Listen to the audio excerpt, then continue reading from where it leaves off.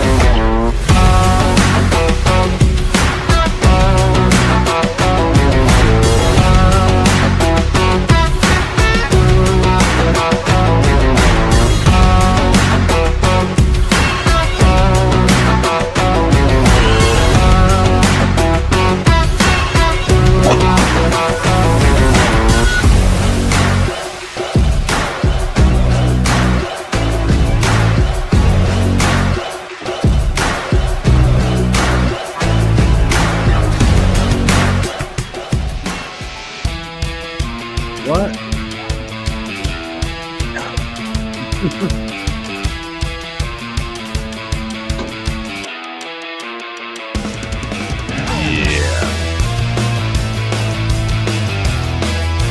W's in the house. Rick Ross.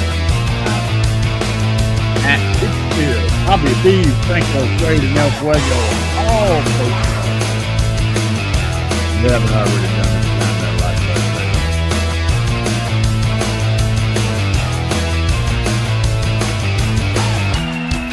Yeah, this toaster is popping up.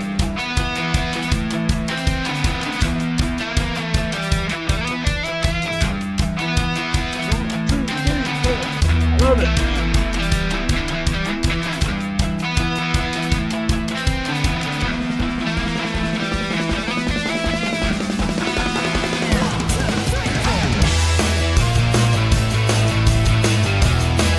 We're gonna try to keep it together tonight. I know, man. Sunday already. You guys are speaking my language. He said he wishes it was till Friday and not already Sunday. Man, I wish this weekend hadn't been so blasted cold. Oh my God, dude. I wanted to get out. I had several things happening this weekend, and it would have been amazing had it been like, 60, 70 or better. But it decided it needed to be in the 30s and the 40s and stuff and make things difficult. And, winter and all that stuff, or fall anyway. Y'all forgive me. I've got my shoulder. This shoulder is acting up. Muscles are doing bad things to me tonight. So the last few days they've been kind of fighting it. I finally got my heating pad out, but I haven't got it. Haven't used it yet. I'm going to use it when I lay down. Maybe that'll help because this sucker's kicking my butt, dude. I can't hardly move my left side. When I do, it hurts pretty much. Anything outside of the standard normal motion just kills me. But I'm sure you're not here to hear about medical problems, but we all deal with that crap, right?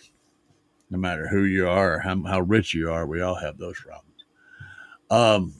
But what we're going to talk about in the interim tonight is, should you build it or should you buy it?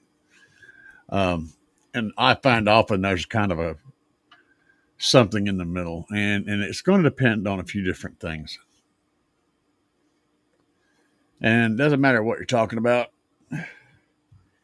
There's a built and a bought version of pretty much everything in car audio.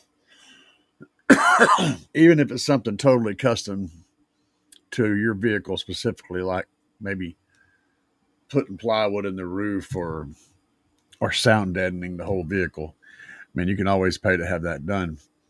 And, so it comes back to this. So the main thing is there's three budgets. Everybody works on three budgets. And I mean, there's more than that, but I'm going to call it three because three sums it up pretty good. The first budget is money. How much of that do you have? How much can you spend?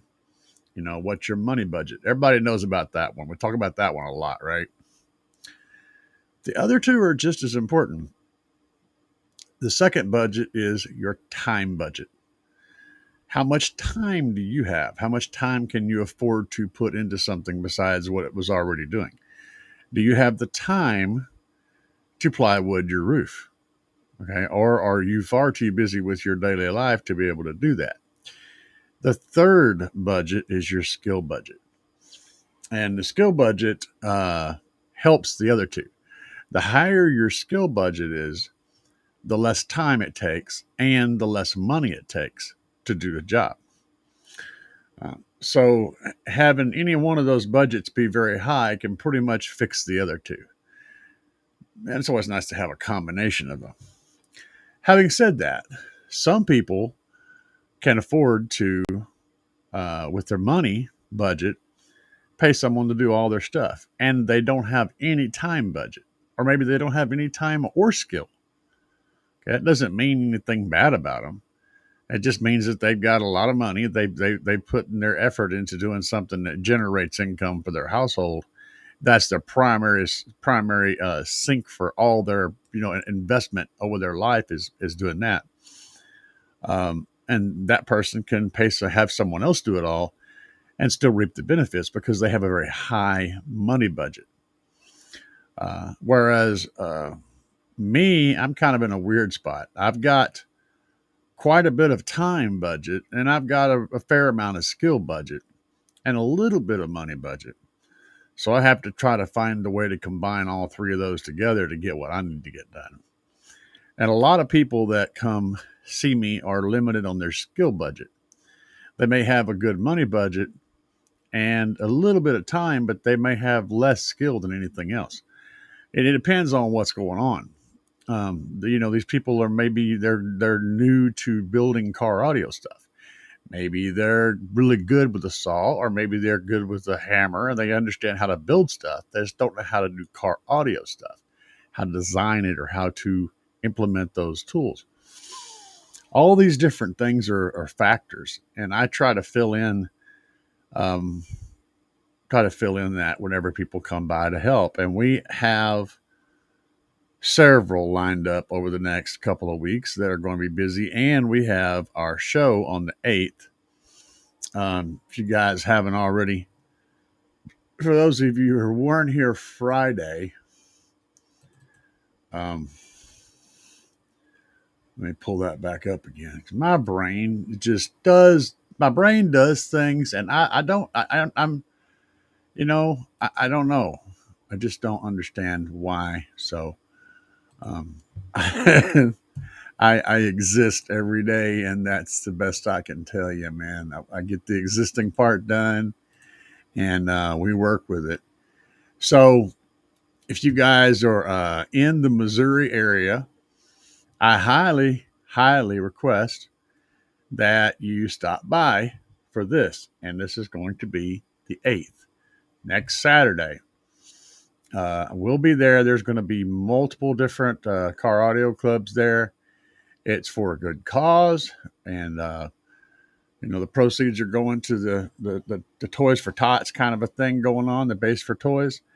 So it's all for kids for Christmas. All you have to bring is a toy with you when you come, and you'll get to see all kinds of really good builds. There's going to be quite the showing out here, guys. I mean, there is going to be a pretty good showing out there. This is all going to be taking place in a church lot, so it's going to be nice and peaceful. I think you guys to definitely show up. It looks like the weather's going to be in the 60s and 70s, so no rain. It's a absolutely perfect show to attend. If you've been wanting to attend one and you haven't been able to find the time or whatever, this is falling on a Saturday in the fall. it's a beautiful thing, and it's for a good cause. I expect to see at least a couple of you guys show up. So y'all need to make plans and get that together. Because it's just got to happen. I mean, I know a lot of you wanted to come to a show, meet me, get a personal demo in the bass machine, and that absolutely can happen. But this is going to be the last time, probably this year, that we'll be out in the public. So it's kind of one of those things, make it or break it kind of deals. Let me get you guys' chat pulled up here, and we'll get into the chat window. Most of what I do on my live shows is answer questions. That's the primary goal. But the basic subject matter tonight is build it or buy it. Of course, like I said, there's always a combination. I mean, the person who says, I build everything. Well, did you cut down the trees to make the plywood? Did you make the plywood? Did you glue it together? Did you, all this? No, there's a point to where you have to buy stuff, and then you can use the rest of your skill budget or your time budget to, fix that. And everybody has layers. I mean, even if you buy a box from somebody else, do you finish the box? Do you trim it all out? Do you install it yourself? Or did you build it? Or did you it's like so many different layers. It's not a simple thing, but there's different levels of input that has to go into it. And it's either time, money, or skill, or a combination of all three. El Fuego is in the house, just so you guys know. Everybody needs to get your shit together, because Bobby B and El Fuego, they run this show. They're the meat and potatoes, man. Bobby B will kick you out. He's my bouncer. If you find yourself like in the lobby somewhere and you don't know what happened, that was Bobby. Bobby did that. You was probably being an asset. Let's see here. Franco Quade's in the house. Matt Litchfield, he said, hello, bases. Rick Ross is in the house. I'm in the house. Hell yeah, baby. Let's see. How's everybody doing, Rick? All right. G-Body Spank is in the house. Joseph's in the house. Bobby B, of course, is in the house. Man, we got a nice little crowd tonight.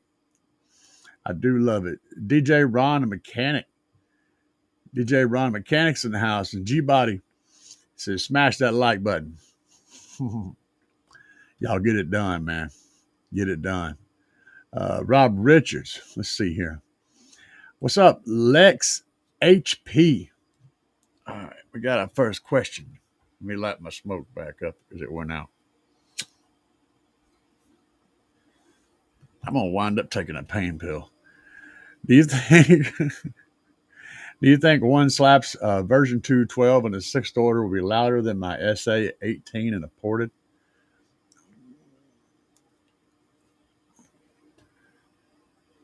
Wow, that's a nasty question. At first I was like, no. But then I'm like, well, it depends. In this case, it's more about the order and the cone area. I mean, you're comparing a 12 to an 8. Oh, wait a minute. Yeah, you're comparing a 12 to an 18. That's automatically going to be a hit in the cone area department. But at the same time, the 6th order is efficient in certain ways. So it kind of depends on what you're trying to do. Honestly, though, it's not going to be louder than the 18 and a ported. It's not. It's just not. It's going to play lows probably better, depending on how the tuning is. But it's not going to be louder. Unless I don't remember what the SA is. It all depends on power too, because I mean, if you're putting the same amount of power on both, then yeah, I would say the 18 is going to be louder all the way around.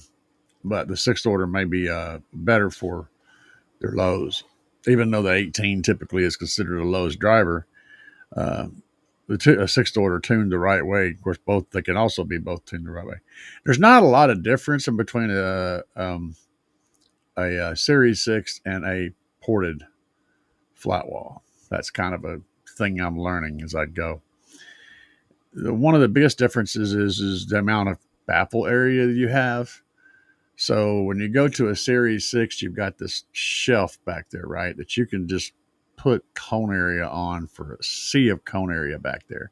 However many drivers you can fit on that baffle. That's going to be the biggest advantage in running a Series 6 over a flat wall is the amount of baffle area you can have, cone area you can install. Um, if you, my humble opinion, if you have a reinforced roof to where it's solid, and you, in both cases, and you have, say, 4 of the same subs in a ported flat wall or a sixth order, you tune them both back chamber to the same frequency as that port on that ported flat wall. I don't think you're going to gain any SPL with the sixth order. What you will do, though, is even in that scenario, what you will do is concentrate all the cones that would normally be behind you into a tighter grouping because they're going to be going through a port instead of playing out into the space. So you may end up feeling more wind because the port is that front chamber, that front port is pushing that air straight into it, concentrating it like a jet engine versus like a fan, right? So you may feel more wind from that, but I don't think it's actually going to be any louder. Uh, anyway, that's that's a whole other subject. So if you guys have any opinion on that, let me know in the comments. We'll talk about it. Let's see here. Hopefully, I answered your question. No, that 18 is going to be louder, right? If all things are equal, power is equal, and everything. Odds are though, you may have a 18 in a box that's too small too. Now, maybe while you're looking for something else, you probably don't have nearly enough cubic feet of airspace for your 18. That's a very common problem. Nick H said, "Howdy from Texas." He said, if you don't have people buying and paying for installations, I think we'd have a lot less products out. Yeah, that's true. It's always going to be. I mean, there's always going to be people with a money budget, a high money budget, and a low everything else budget. And I think that the reason that happens is because people who have an extremely high money budget are very hyper focused on whatever it is they do to make their living. That's all encompassing. Like, your medical people and your legal people and um, professionals like mechanics and stuff that do that put divers, people that have tremendous amount of income tend to have invested a lot of their time and effort into getting to that point. They haven't stopped off anywhere and decided to build car audio stuff. That said, they may still want the benefits, and they can absolutely get them by paying some of us that have stopped off and to do that work. But people that have a lot more time are either retired or have medical issues, like me in both cases. Um, they tend to be lots of time, and also tend to have skill because of the longevity of the lifespan. People that are in my condition usually have spent quite a few years learning things over their life, and they've gained enough skills to be able to force their way through there without using a lot of money. We can use more skill and more time to accomplish similar goals, whereas our income is usually extremely limited. You hardly ever get someone who has all three. It just doesn't happen, you know, unless they're like so rich that they don't do anything anymore. Like they just have nothing else to do besides, do stuff, and they decide to learn how to do a physical labor job with a $1 billion bank account. It's like it happens, but it's not the common situation. Back when I was driving a truck, I had all the money in the world. I mean, guys, I was bringing home On a bad week, $1,500. On a good week, I was bringing home $2,500, $3,000. Bringing home that much. That's what I put in my pocket after fuel costs and everything. So buying a $1,500 subwoofer didn't even take up my whole paycheck. Buying two of them might kill one paycheck, but I had money stacked up. I was doing good, right? Truck driving pays good. It just costs you in so many other ways. But at that time, I would just, I would piecemeal out my work. I'd get my buddies to the car audio places to, hey, do this for me while I'm gone. They'd have, a week or two because I'd be out and I could just come in, pick my shit up and it'd be done. It was easy that way. I could get shit done. I had no time, right? I had the skill, but I had no time at all. I'd come in and I wanted to sleep and rest and hang out and not do anything. Um, and so I had all the time taken away, but I had lots of money. And right now I'm completely flip flop. So I'm having to reset my whole brain for that operation. Sometimes it's a matter of motivation too. Yeah, if it really is. Your motivation will overtake a lot of problems. If you've got enough motivation, you can get through pretty much any of the things that you say are stopping you. That's another truth. You can say, well, man, I just can't. I don't have and I don't have this, and I don't have that, and I can't quite do that. Whatever. But motivation is a thing. If you have enough motivation, you'll find that all of those things that's stopping you don't exist anymore. You'll plow right through them and won't even wonder why you even paused to begin with. So yeah.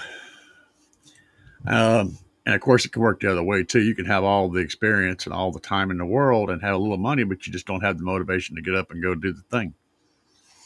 It's like I tell everybody, man, put one foot out, just take that one foot and take the first step, and you'll be off balance, and you'll have to take another step to catch yourself. And before you know it, the problem's done. It's all done. You're there.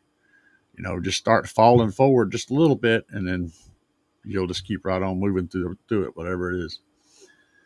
And I've really, really, really used that's how my motivation works. That's how my brain is wired now. I have to force myself to begin, and once I make that initial first thing, that beginning, once I make the hole, or once I do the first cut, once I, take that first step, it's a process. From that point on, I'm a steamroller. So, Rob Richards said, but Harbor Butcher is going there. He's got a sweet truck. Oh yeah, he will be there. He will be there. He's got Dexter lowered. It's slammed. It's on freaking air. It sits on the ground. It's lit up. It's loud as shit. Yeah, it's a really wicked truck. There's going to be a whole lot of really, really cool builds there. You guys definitely want to be there. Cracker said, digging the new truck. Thank you.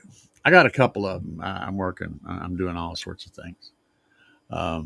And Cracker said, Bobby B, awesome folks. Yes, that man, I'm telling you, I got the best people. Bobby B and Fuego and Rick Ross. And there's so many. So many. You guys are so good. Y'all keep me going, man. Rick Ross said, what's the best sound deadener to make the ride quiet? I had the black squishy sound dead on the floor. No, that ain't what goes there. You gotta. It's all about what frequency you're trying to stop, because that's why most people call sound deadener the butyl stuff with the full back, and the reason is that stops low frequencies pretty well. It's what kills low frequencies. So most of what's coming through your floor is going to be low frequency noise, like a brown noise. If you played brown noise on it would sound like going down the highway. Tires hitting the road, exhaust, the wind going under the vehicle, all that stuff. All that kind of noise is pretty low frequency, so you would use a dense material on the floor. You could use that, I can't think of what that stuff's called. Somebody will tell me in chat, because I always forget. But it's the real thick, heavy plastic stuff that you have to melt on with a torch. somebody will put that down there. Just keep an eye out for it. That is a really good choice for that, but it's also extremely difficult to use because you basically have to put fire inside your vehicle for extended periods of time. So it means completely stripping the vehicle out and all that. Not really ideal for most people. However, a good thick butyl-based deadener, something similar to that that's got lots of mass to it, lots of weight to it, is going to be your best choice on the floor. And then once you put that down on the floor, you can go ahead and go over that with a thermal layer. And it's a totally different type of material. It's more like a really lightweight, kind of a quilted looking thing that can go down on there, and that'll stop the thermals and also stop high frequencies. So soft materials are really good at stopping high frequencies. They absorb high frequencies, and then dense, thick materials are really good for absorbing low frequencies. And a lot of sound deadening materials out there will try to incorporate all of these things into one unit. When they do, they're usually extremely expensive. Like the luxury liner, for example, is kind of a one-stop shop for killing all the problems, but it's also really expensive. The GP deadener has had the old school GP deadener. I think they still have it. Has similar properties. It has the soft squishy part, and it has the really dense matte, and all of the elements plus that foil actually adds as a thermal layer as well. So having multiple layers of different materials is where it's at, but you want to use the heavy material first, so it's coupled to the metal, and then you layer on top of that with your lighter, fuzzier materials to kill highs and also to kill thermal. But understand that sometimes doing this to your floor is going to increase your SPL and make your shit sound better, or louder rather.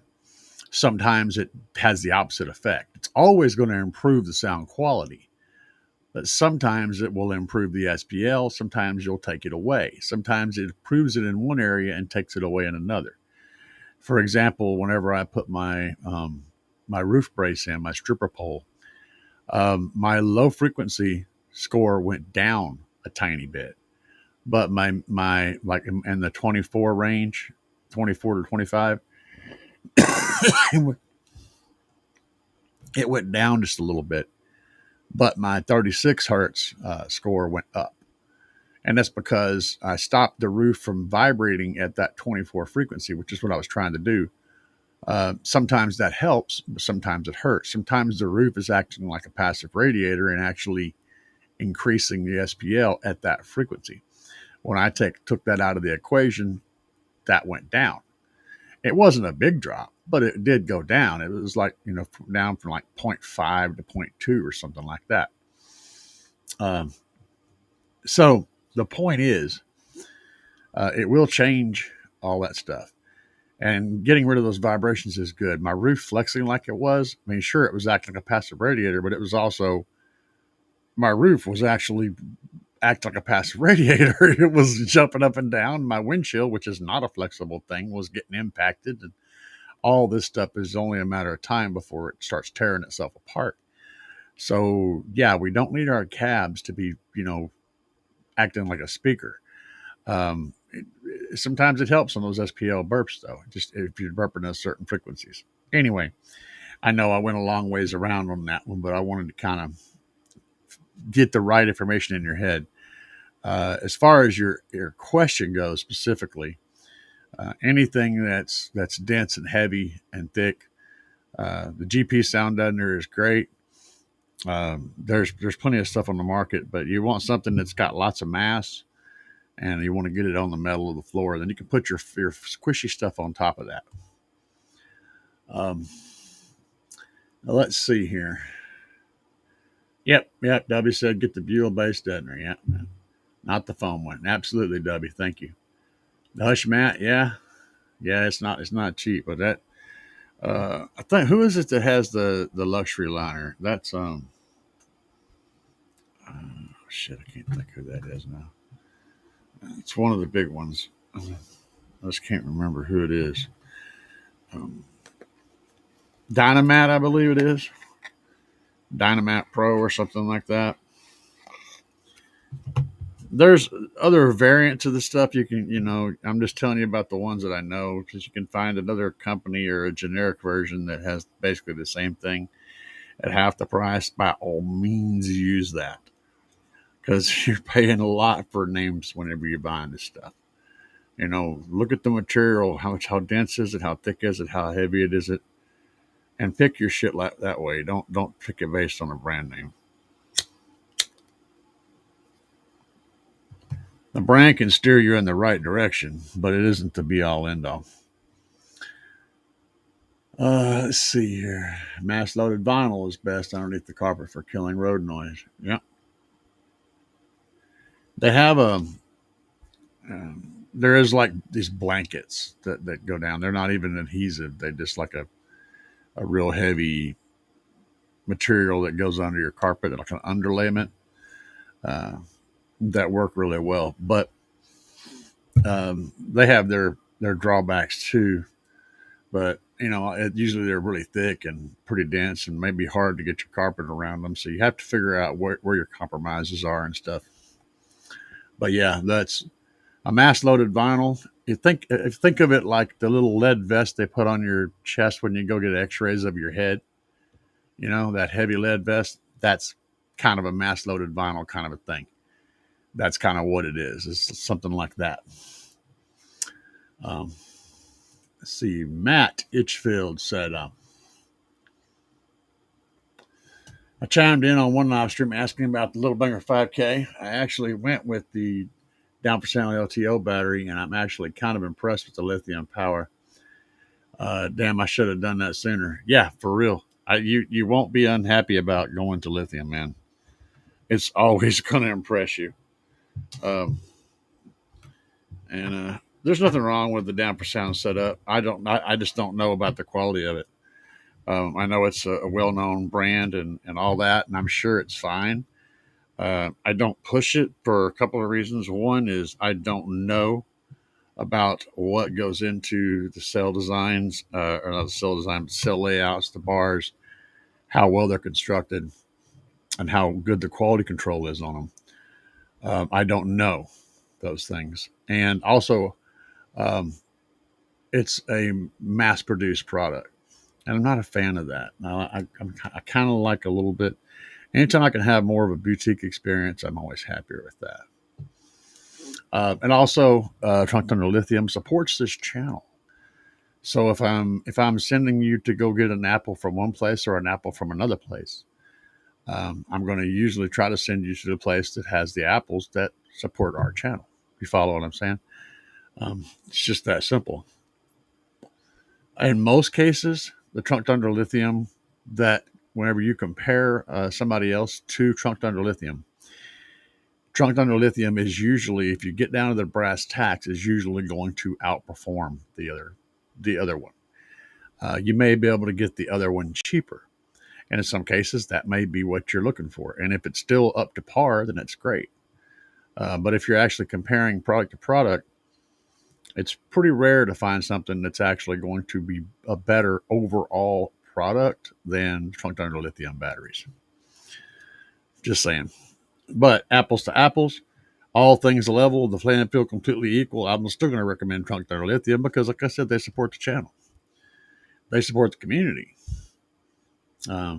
Brandon's a basehead. He's freaking coaching softball and shit, or baseball. He's coaching one of the two. He does this on a daily basis. He's out in the community doing things to help people himself. He's running this business. Him and another guy are running this business by themselves. They're kicking butt and doing awesome things for the community, and they're out there in the community helping. So, I mean, it's just a really, I get a good feeling about it. That's why I like partnering up with these people. But yeah, lithium's always going to be an upgrade electrically, man. Yeah, he caught on. Okay. Let's see here. Jason Ewing, what's up, everybody? Michael Woomer. Good evening, bro. What? Going to buy a couple of the SmackDown V218s. They look great. I would say the SmackDown. I was talking to a buddy of mine. He's itching to buy He's really, really, really itching to buy two 18s.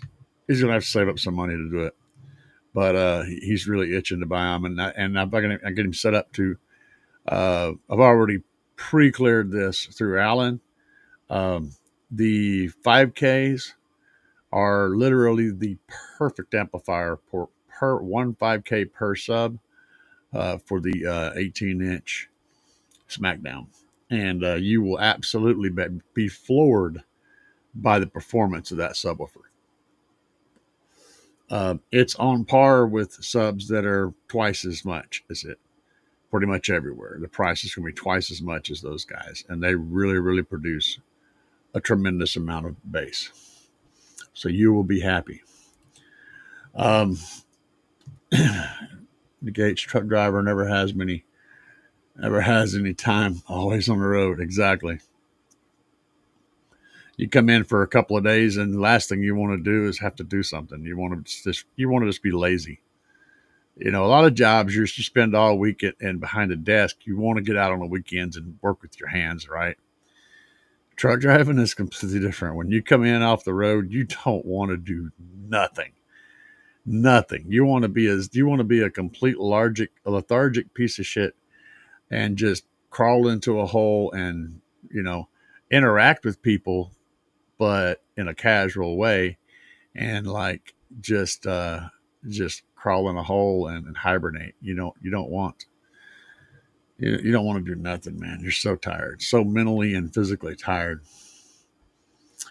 Um, I wish I could do a wall build. I have a trunk build due to needing the room. You could always do what I call the trunk wall, but it does compromise the back seat sometimes. The back seat.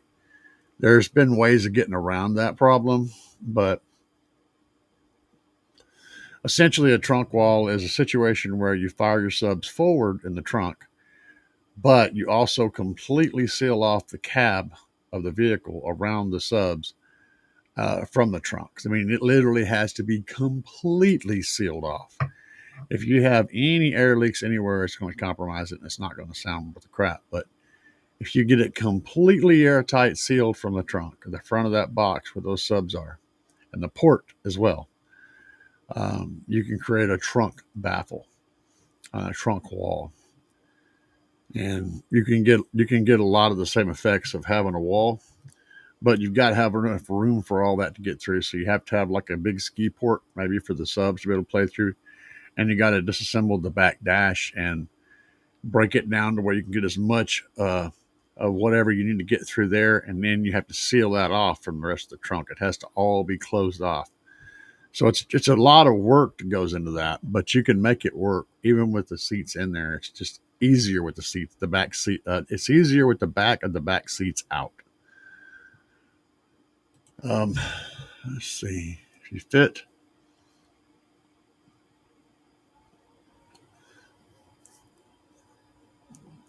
Yeah. Yeah. Eric said if you can fit a 15 in that sixth, I'd say yes, but with the 12, sixth order, you'll get more bandwidth, but definitely bandwidth and wind, definitely, but louder. No, I'm not sure about that. Um, yeah, I'll agree with that statement. That's pretty accurate. Cringeware. Did I pronounce that correctly? Yes. Okay. Hey man, it's me, River. Oh, okay. Okay. I emailed you about how I lost access to my YouTube account. Yeah, that sucks. I needed to get the email if you could. You want maybe check again. I just so you know, I went through with every single keyword I could think of, and I have like 1,000 emails that stashed, and I couldn't find it in there anywhere. And I also went through and manually checked each individual email for like 300 emails. I dug deep, brother, and I'm terribly sorry that you lost that information, but I cannot find it. I'm sorry. Um, if somebody's took it from you, then you're probably not going to get it back. If you do get it back, it's going to be they're going to do bad things to it. That's how I lost a YouTube channel because of that. So yeah, happened to me when I opened a PDF and an email. I lost everything. That one little click was all it took, and I was like, "Oops!" And I was panicking, dude. I lost my YouTube channel. I had to go reset everything. I had to get a new email account. I had to call the bank. I had to shut off credit cards. I had to shut down my account. I had to do all kinds of shit because all the passwords and usernames and everything was compromised at that point. So I had to go through and just manually shut down and kill everything and create a whole new. Yeah, it was a real bitch. El Fuego said, Bobby B has inspired me toward my next build. Slowly but surely, he's doing a DIY pro looking install. He absolutely is, dude. Bobby B's knocking it out of the park. He ain't fast.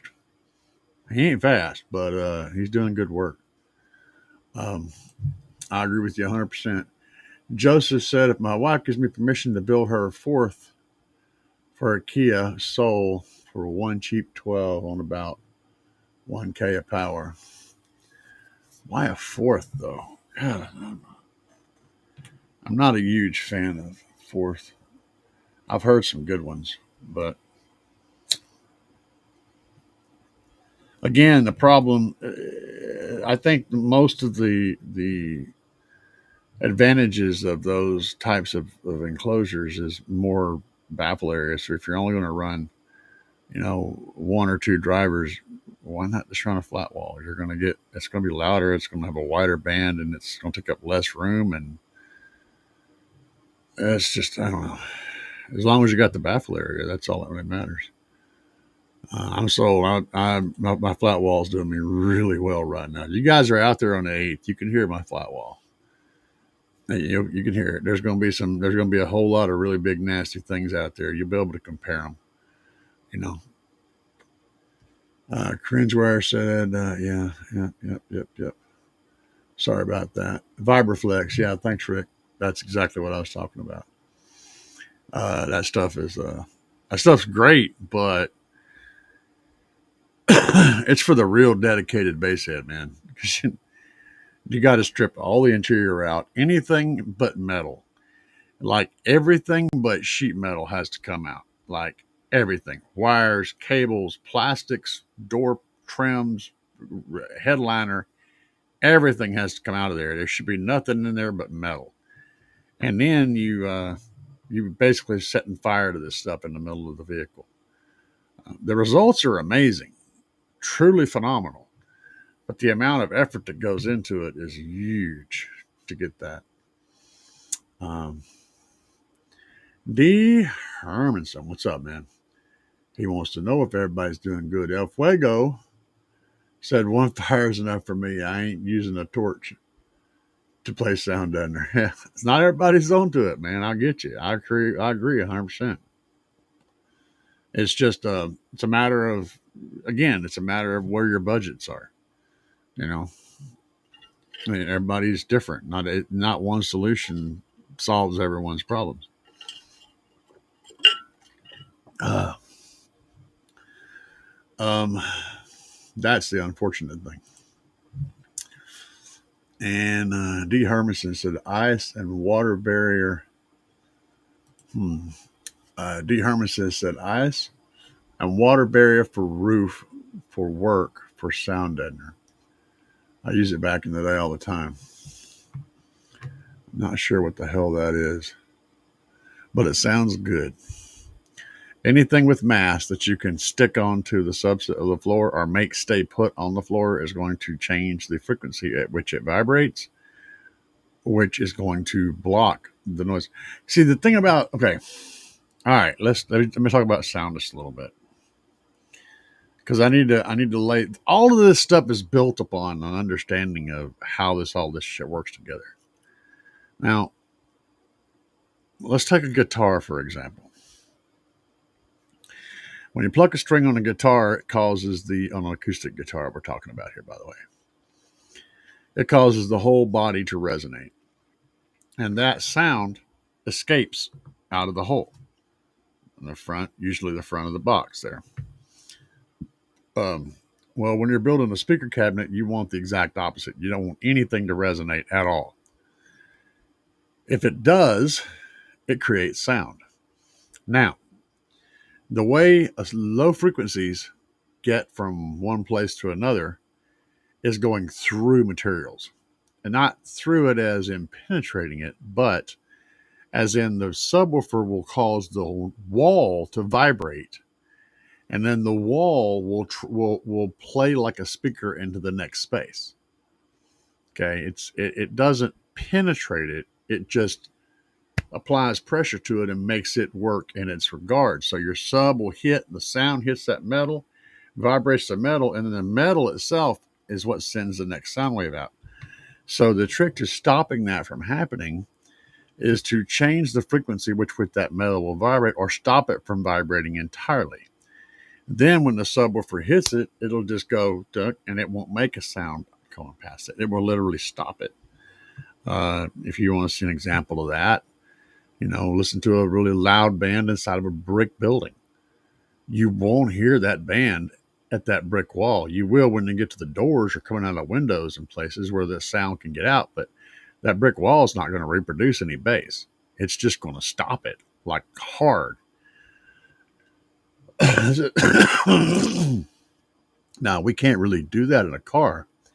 So instead of trying to completely stop the material from moving, what we want to do is make it have so much sticky, sludgy mass that it can't vibrate, right? It won't wiggle anymore. It's just going to go chunk and stop because there's all the springiness is gone. It's got that mass on it that's stuck to everything, and that keeps it from being able to resonate, which makes it a bad subwoofer, which is what you want. That's why mass loading is important. Now, when it comes to highs, it's a whole different story. Highs can't penetrate material at all, but they can bounce really well, and they can bounce and bounce and bounce and bounce. But if you hear a car rolling up, right, and you got the windows up, or and they're bumping, all you're going to hear is the bass, because the bass is turning the whole car into a subwoofer. Literally, the metal, the windows, everything is resonating sound that's being energized by the subwoofers on the inside. So the whole car is a passive radiator, and it's producing sound on its own. The highs can't do that. They can't make that panel move, but the lows can. And that's how that works. So the idea is to stop all that. A really well sound deadened car, basically, if the windows are up, it's not going to be very loud at all on the outside, even when it's thumping hard on the inside, because you're deactivating the passive radiatorness of the whole shell of that car. And of course, also there's the other element. If you're using energy to move body panels, then that energy is not making bass anymore. It's not making sound pressure. It's getting burned up and turned into heat, moving panels around. So, I know this is a deep way of thinking about things, but I'm trying to give you guys the fundamentals on the bottom, so that as you realize some of these questions that you may have are easier to answer, because you understand the fundamentals of how sound behaves with materials and how it moves through them, or bounces off of them and interacts with them. Then whenever you start looking at different materials, you go, well, that makes sense. Now I can see how that would work, or how this won't work. And yeah, that's how that works. Crocker said, hope it's fun up I go. Bill, good job, Bobby. Oh, man. D said, it's cheap. I wouldn't recommend it. All that sound doesn't are probably, yeah, that stuff's badass, though. I'm not sure what he's referring to. Chris said, what up? What up, Chris? Resonics? No, I think I was talking about the, I don't remember now. Spent hours. Wait, what is this? I spent hours doing my sound deadening, but it was so worth it. I still got areas that popped up that I'll have to attend to later. Always, man. It's pretty much a given that you're going to have that crap happen. So does expandofoam work as sound deadener? Yes, because it stops the ring. The idea is to make the bell not ring, right? And think of it that way. How can I make a bell not ring? That's what you do to stop the bass from vibrating your panels. Is you make it not ring. You do whatever is necessary to make it not ring. You can glue plywood to a bell and it won't ring anymore, right? Same concept. You can put it in concrete. You could cover it with sound deadener. There's all kinds of ways to do it. That's what you have to do is make the bell not ring. Yeah, second skin's good. Yeah, I don't know which one, whichever one had the luxury mat. I think it was the kits that what was his name? Steve Mead was using for a long time. Um, I think that was the company that he was using, or it may have been a car audio fabrication market. Car audio fabrication. I don't remember, but that luxury liner it's good stuff. It's just expensive, as it gives you all the properties. Literally, it's a one-stop shop. You just put it on and it does whatever it is you need to do in that location, but it's not cheap. Not cheap at all. Okay, Chris said, I'll be back shortly doing the meeting. I got you, bro. Thank you. I'm pretty sure that is Chris from the video. From this video. Yeah. So that's our other four, right? Those are the sides. Yep. And then those bottom two big pieces are extra. Okay. And that you got all four of the top and bottom right there? Okay. We were talking about whether to build it or to buy it. Chris has a pretty good time budget, a little dab of money budget. Now, like I said earlier, the box that we're building here is for Slapz Oblivion 15 version 1s. And we're going to get going for loud and low. So the port area currently is 100 square inches. And it's going to be a 10 by 10 by roughly 17-inch port. And the airspace in the box is, I believe, I have to go back and look, it's going to be just over 3 cubic feet, about 3 to 3.25 cubic feet after displacement for the port and the bracing that's going inside. And we're still figuring out the bracing at this point. We haven't decided on exactly the method we're going to use, and we're also still figuring out the port at this point.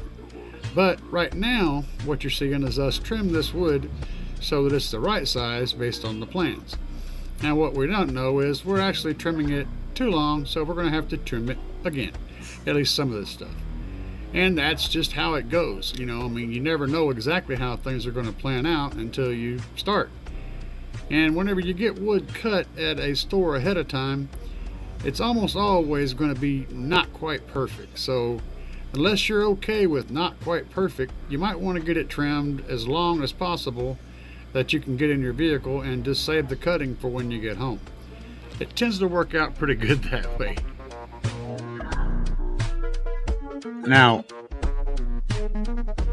we jumped into this box because Chris wanted a big old box and he couldn't afford to spend, a couple grand having some professional shop build it for him. He brought a lot of good skills to the game, but they weren't necessarily around car audio. They were just woodworking skills. He was pretty professional. Here we're still cutting, all that, trying to get everything cut to length, and we're also trying to figure out exactly what's going to go where. In the cut sheet that my buddy created for this box, every cut is listed and the assembly is shown, but we're trying to figure out how the wood overlaps on the ends, because that's going to dictate how it all goes together, and it makes things easier in some ways, but also more difficult in some ways. So we got the basic shell of the box together, the four sides you see here, and we're putting the end on that's going to contain the port. And what we're doing is we got the port laid in there and screwed with just 2 screws to hold it in place to make it easier to cut. And we're cutting out the actual port opening right now on one of our panels. We're going to do 2 panels side by side, so everything on here is going to be 2 layers thick. And after cutting it, you know, it's a jigsaw, so we went back in there and buffed it out a little bit and straightened it up, made it pretty with the sander. Now we're going to take this panel off and put the other panel on and screw it down, and we're also going to screw down the original, the one we cut. And then we're going to take and draw out that square perfectly, and then we're going to take this panel back off, put the screws back in, and we're going to cut that panel out so that matches as close as we can to the first square. Now we'd be using a router, except my router is a baby router and it's just not capable of handling this thickness of wood. So now that we've got both of them put together again temporarily, we're doing a little. Guys, understand that there's better tools for what we're doing than what I currently have. I need a larger router to where I can do stuff like this a lot easier. And probably a table saw, but I don't have anywhere really to put a table saw. I'd have to put it away.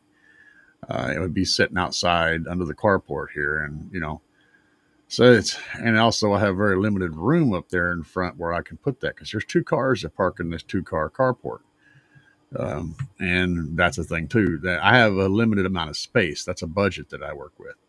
So everything that I have has got to be hand tools and stuff like that. Let's see here. Let's go, Brandon. Let's go, Brandon. Let's go, Brandon. Cringer Wave said, "Hey, oh yeah, we already did that one, didn't we? Yeah. Okay, I'm falling behind. Things moved a little bit. CB handle. What's my CB handle? My CB handle was Trucker 9000. We didn't use the handle very much anymore, and my era, most of the CB chatter was anonymous. So I was RBX a lot. You know, hey RBX. You know, that's because that was the company I was driving for. But when I did get into a conversation, sometimes we would go back and forth for hours occasionally, and I went by Trucker 9000. So yeah, 4-inch coal's a beast. You better believe it. Talking about the Smackdowns, yeah, they are nasty subs, dude. They really are. I'm gonna tell you, the Oblivion version 2s are straight up killer subs, and the Smackdowns are only improving on those in every way. So that's phenomenal. Digging Low said, "Yo." Okay, yeah. Backseat in for the 2 kids. Yeah. We're gonna work around that, and we're gonna do what we can. We're gonna figure it out. That's gonna be a fun problem to solve, and I'll help you solve it. With your situation. Alfuego said, "I'm not planning to wall off my small SUV, but we're sacrificing the rear seats. If there's an advantage to a 4th order or 6th order over a ported enclosure, 412s." If you're gonna wall the trunk like that, you're probably going to be doing something like 218s. That'd be my suggestion.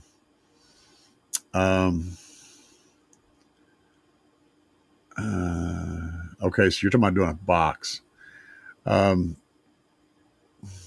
in a small SUV. You're doing like a window line kind of a box. If you can get a 6th order built properly, it's going to be better in some ways. It's probably going to handle lows a little better. But the trick is getting it built properly. Don't run a 4th. You're not going to like a 4th in there at all. Either run a ported enclosure or a 6th order.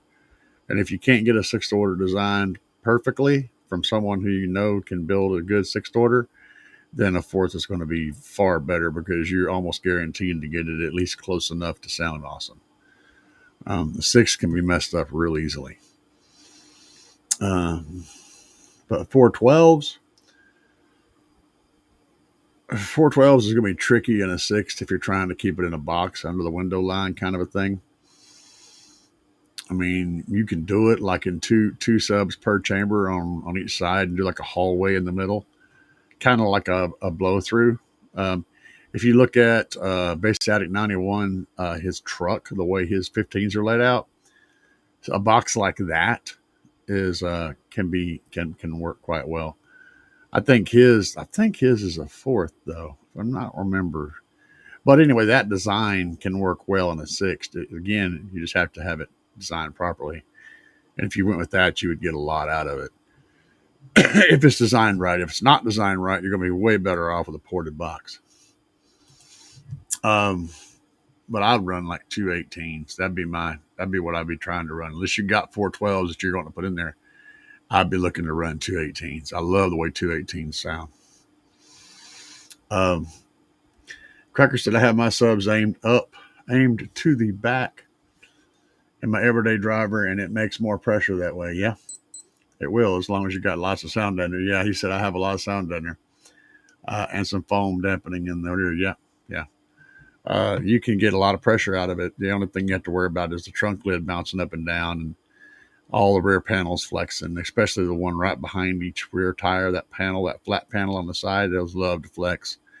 The latch area where the trunk connects, all that piece, those two pieces, the trunk lid and that piece that holds the latch mechanism, those both love to flex. And then the whole trunk lid can bounce up and down. So you got to sound deaden the crap out of it, but you're basically turning a ported enclosure into a sixth order when you put it in a trunk it's really well enforced.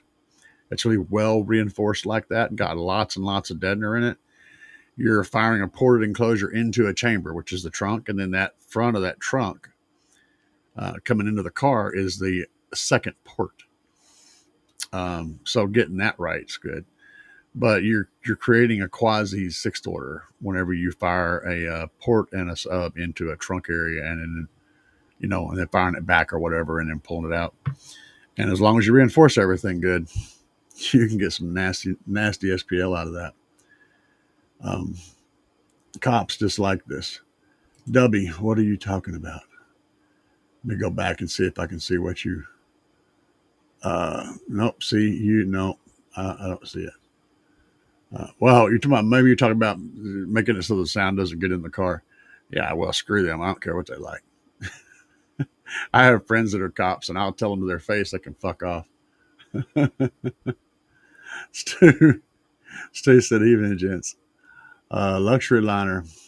Yeah, that's it. There you go. Thank you, Stu. That's what I was talking about earlier. Second skin, apparently, but that stuff's really good. If you can get a hold of that and you don't mind spending the money, that's the jam.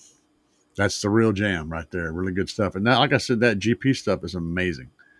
It's like, I think it's like a $40 a sheet or something like that. It's ridiculously expensive, but it's really good stuff. Like, it's game-changing stuff. Troy said, I always think it's going a lot louder when I get in the car. Going to be a lot louder. It's going a lot louder when I get in the car, but then I realized the GP sound deadener works really good. Yeah, that's the funny thing about Troy's car is, it's loud as shit, and then but when you have the doors closed and the windows up, it's quiet because there's so much deadener in that car. That's the one we're working on, guys. If you are currently subscribed to the channel, you'll be seeing those videos pop up. And I'm a half of a face right now. I'm half the man I used to be. Half the man I used to be. Hey, that's better. We can do it that way. Let's see here. See what we got going on here. Stu-tastic. You guys are awesome. Stu said, I just remembered I was supposed to send you pics of my F-150 build. Yeah, see, there you go. You slipping up. My bad. I just sent them to you on Facebook Messenger. Oh, goodness. Let me see what we can find here. At some point, I feel like it's better to try and brace panels versus stacking deadener. Yes, I said that. A plywood and PL3 is pretty amazing for making a panel very stiff. Let's see what we can find. I got a bunch of messages. People have been messaging me like crazy. There we are. That's what I'm looking for. That's the one. Oh yeah. I got people messaging me about other stuff. Uh, let's see. Okay. I see it down there. That looks good. We'll whip that out. All right. Let me switch the. Let me see if I can make this work. That's not what we're looking for. But guys, do remember, come here, take a screenshot, pick a picture with your phone on the 8th, next Saturday. There we go. Pay attention. This North Farm Road, Fairgrove, Missouri, 10 to 3. You guys need to be here and bring a toy with you so you can get in the park. It's going to be freaking awesome. Let me get this thing flipped around here. Hey, there's me again. Look at that. All right, let's jump over here. We got to go see what Stu's got going on. Let me click on that thing. And then click on this thing. And there we go. And it did not work. That's awesome. Let's try that again. Okay, there we go. Now you guys can see that. Yeah, you can. You can see that. This is Stu's work. Let's see if we can pick on him. We always pick on him. So we're going to see what he's got going on here. Because Stu does amazing work. I have to dig deep to find something to tease him about. Got great pictures too. The wiring looks really, really good. I like the twisted wiring here. You could use 9-wire here, by the way. I know I'd find something. That's what you need. You can get 9-wire in the same color as this and use it here. But that twisted wire looks really good. Looks really, really good. So I'm not dumping on you. I'm just pointing out something. And this is, I don't know what this is. We're going to skip past. This is complicated. I'm trying to figure out what this is. Maybe it's crossover points. I do not know. Oh no, he's doing some kind of. It's going to do some kind of LED dancing light thing. That's what this is. Okay. Yeah. It's a little one of them things. He's working on this. He's custom building that thing. That's cool. Wait, there's a video. What's it going to be? What's it going to be? See, look at this. He's cheating. He's not drilling holes with a drill. He's using this thing. He's a cheater. Stu, I wish I had one of these things. There's so many problems that can be solved with that. Oh, wait a minute. That's me. Holy crap. We went backwards. Oh wait, no, that's Stu there. That's one of his builds. We're going off. I need to see what I can do here. Let me flip this thing. I don't know what I'm doing. I never know what I'm doing. But I know I think I missed. Oh no, he has several pictures of that one. So yeah, I'm going to pick on you some more, Stu. I don't like running the RCAs along the power wires. It looks neat, and it probably doesn't put any noise in the system. I just have an aversion to it. If I had my druthers, I would have pulled them over and ran them with these wires. But it still looks good. It's an excellent looking install. So yeah, I picked on Stu today. Always going to pick on you, man. I'm just going to point out any little thing that I think. And it's hard because if somebody does a really good job of installing something, finding something to correct is difficult. There's always something. I mean, I've got a million things on my vehicle that you guys could point out that are all 100%, shortcomings of perfection. There's a million, so nobody's immune to that. The very best in the world is not immune to it. It's just a matter of how deep you want to dive into finding their flaws, finding their little tiny things. And most of the stuff I pointed out to Stu in that was just my opinion. It wasn't like I'm the be all end all of car audio perfection, because I'm definitely not that. It was just my opinion of what I would have done differently. But having said that, all that install looks really good, Stu. He's doing a great job. I've just got to pick on you, because if I don't pick on you, then you don't have any other way of seeing things. You're like, oh, you know what, that might be cool to do that or whatever, and you go a little bit. It's like, think about it, don't do it, just consider it. That's what I'm saying. Uh, but it looks real good, bro. Going to order GP sound deadening.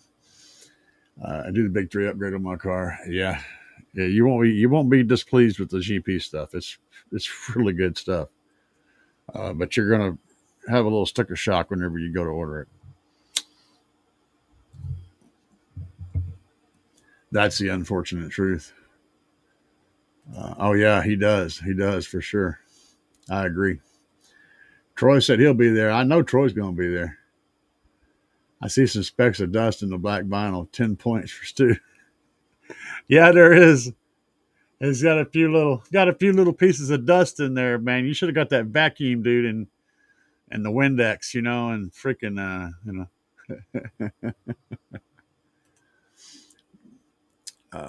oh, see, that's what I couldn't get those to pull up. Let me go back and see if I can find those real quick. It won't go the other damn direction. Oh wait, it does go the other direction. I have a light in my face. I'm going to back up here, and we're going to look at all these. I see there's a bunch of stuff we're going to look into. All right, we're going to go back to Stu's. Stu. We're going to go back over to Stu's page. Stu. Anybody know what that's from? Stu. Show your age. So we have a sideways picture here. It looks like a factory head unit with some modifications. Extremely clean. Looks like there's a USB port added and possibly a phone dock right here, which is pretty cool. Set the phone in there straight up. I like that. It's very clean. I don't notice anything else done here, but that may mean that it's done so well I haven't noticed it, which is even better. Oh, there is a bass knob. Yep, got a bass knob down there too. That looks real clean. Stu, if you want, this looks exceedingly good. The only thing I might say you might want to do at some point, for whatever reason, in this case, I don't think you needed it. But if you run into a situation where you have a dirty back panel back here, like you got some kind of switch or something you're trying to omit, you got some hole that's in there that you don't want to cover up. That 1/8" ABS plastic with the texture on it works really good for creating a back panel for stuff like this. In this case, you've got a nice clean back panel, so there really wouldn't be any need for it. But it does enable you to build the whole back panel, glue it all together, and then assemble it in one chunk. Just throwing that out there. This is brilliant and beautiful. We have tweeters, and that's now I can't fault this at all. That's not even faultable, dude. I can't even poke fun at this in any way, shape, or form. This is brilliant looking. Got the polarized wires. If that's not the factory tweeter, that's absolutely amazing work. I can't tell whether that's a factory tweeter or not. That's how good that looks. I really don't know. Let's see what the next page has. We got the kicker bi-nines in the doors. I love me a good set of bi-nines. And it looks like we have possibly a deadener of some sort behind here. Maybe one of those cones. I don't know. I'm not sure what's in there. No deadener on the door itself on out parts yet, but there's these little squares which are probably factory things. Let's see what else is coming. Okay. Yeah, we got the factory water barrier here. This all looks very factory, and I know he did a bunch of work. Oh, I see some stuff. Hold on. I spotted something that's not factory, but also looks amazing. So it looks like we have, okay, I'm figuring it out as I go. I think this may be a crossover down here. The wiring looks so amazing, I don't know for sure. I'm not really sure. But it looks very clean and very factory. So yeah, hats off from that part. Let's see what else we got. All right, we got some sound shield back here.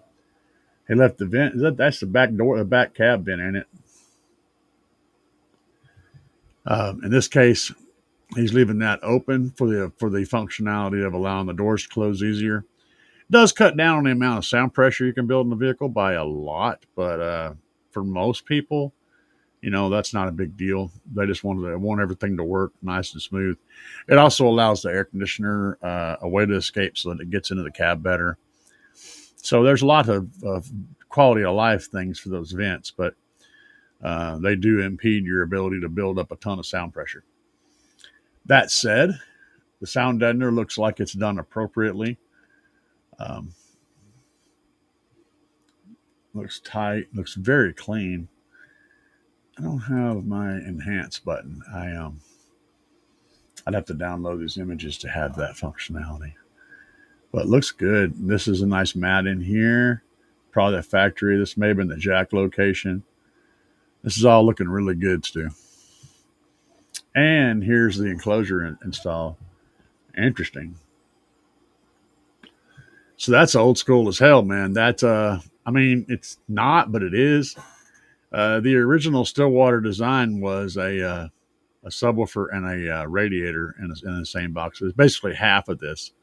So this is kind of a double of that thing, and that's what they used in trucks forever. That's what made kicker so popular was the butt kicker or the ass kicker, is the thing it was called, and it was by Stillwater Design. Later on, that particular product would become so popular that the company would literally take on the name Kicker and carry that forward. But it was originally Stillwater Design.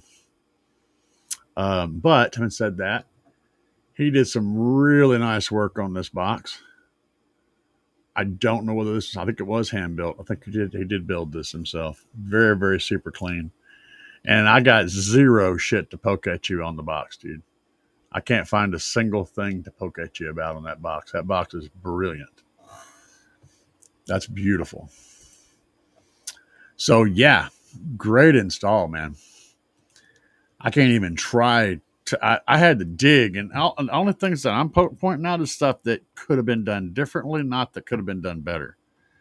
That was all done extremely well. Very beautiful work. I'm just pointing out potential differences. What else is going on? I've lost track of everything. You guys are just, boy, y'all are busy tonight.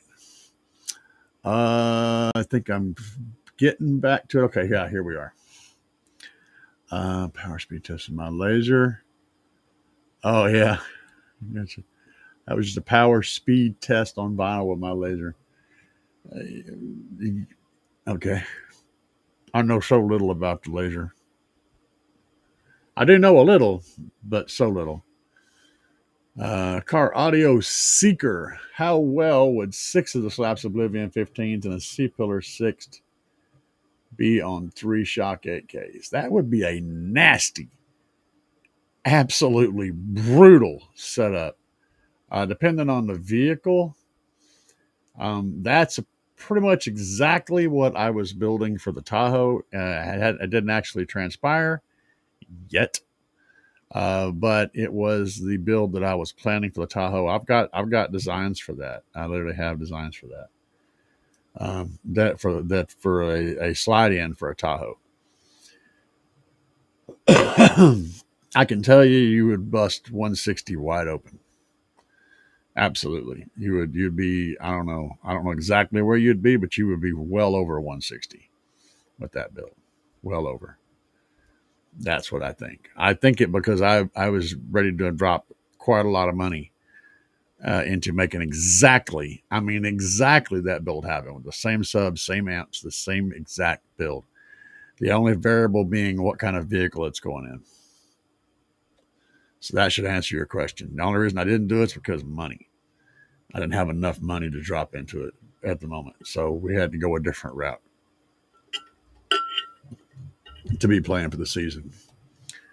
Who knows what can happen in the future, because things do happen. Rick Ross said cheaper than buying a new car. Hell yeah, I mean, what's a new car? A new car is just a payment, man. You know, I mean, you clean your shit up, it's going to be just as good as a new car. And it ain't going to cost you, $1,200, $1,500 a month, plus that insurance, all that other goofy shit. Who needs that, man? Don't fall into that trap. New car is a trap, dude. It's a trap. Actually, no, fall into it, because I want plenty of used cars to be out there. That way I can go buy my used car. Somebody's got to fall into the trap before there's used cars, right? I'm all about used cars. I bought one new car in my life, and I'll never buy another one. It's just not worth it. Even if I was stupid rich, I would still buy a gently used car, something a few years old, because it doesn't make any sense to buy a new car. It's a dumb thing.